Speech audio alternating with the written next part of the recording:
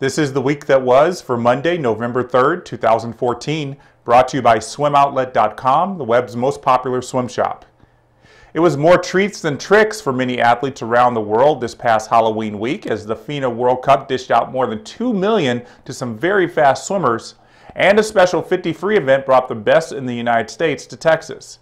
That was just a small part of the buzz in the swimming community last week, and we're counting down the top 5 swimming headlines of the week on today's show.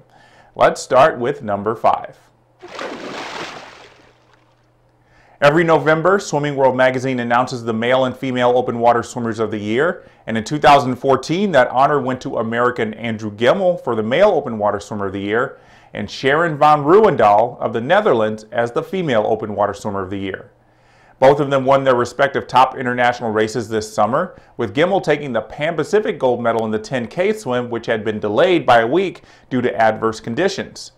Gemmel has been a part of the open water scene for many years, winning the 5K silver medal at the World Championships in 2009, but 2014 is proving to be his biggest year yet. As for Van Rouwendaal, this is her first major international open water medal after many years of excelling in the pool.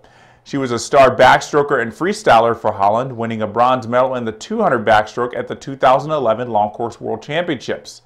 But this year she made a very successful transition to open water, winning the 10K event at the European Championships and helping the Dutch win the team event as well.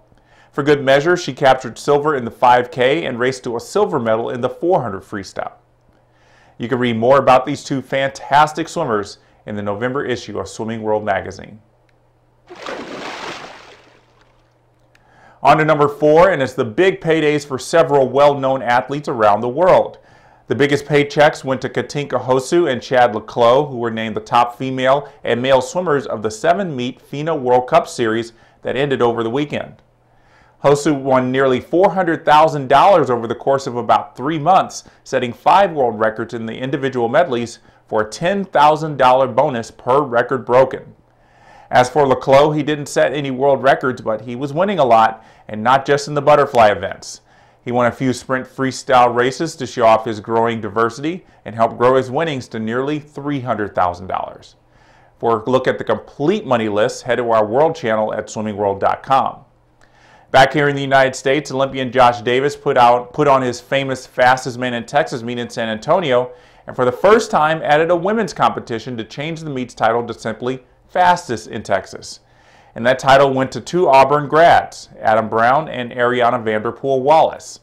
Brown took down some heavyweights with a 19.25 in the 50 free, while Vanderpool-Wallace took the $5,000 paycheck with a 22.01.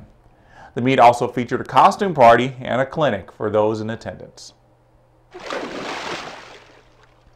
College swimming is getting intense here in the United States, and that was no more evident than in the Bay Area when the University of Texas women's team beat Stanford and California in separate dual meets for the number 3 headline on the show.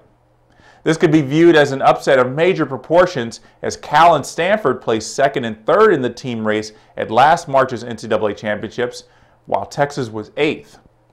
The win over Stanford came down to the final relay, with Stanford losing by just a couple tenths of a second. Texas's win over Cal was a little more decisive, though Missy Franklin and Elizabeth Pelton did all they could to hold off the Longhorns. Though dual meets are not any major indicator of what will happen at the end of the season, it's clear the Texas women's team is making a statement that they plan to be in the thick of things next March. Moving back to the FINA World Cup for our number 2 headline, and it's Kosuke Hageno's Asian record in the 200 short course individual medley in Tokyo.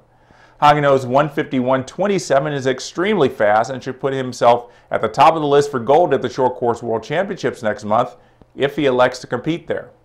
The Asian record comes about a month after his 7-medal haul at the Asian Games, where he lowered his long course Asian record in the 200 IM.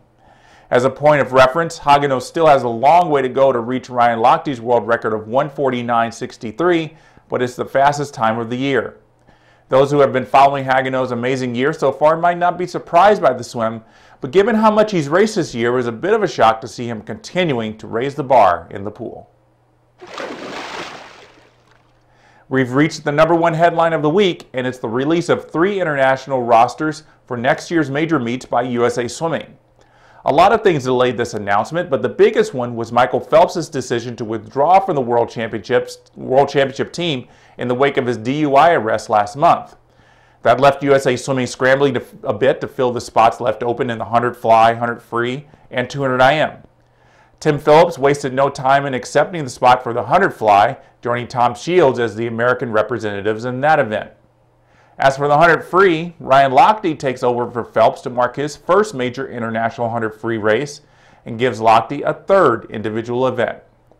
Tyler Clary steps into the 200 IM and now has 4 individual events he'll race in Russia next summer, along with the 400 IM, 200 back, and 200 fly. Phillips was originally set for the Pan American Games, but his move created some shifts in the rosters for Pan Ams and the World University Games.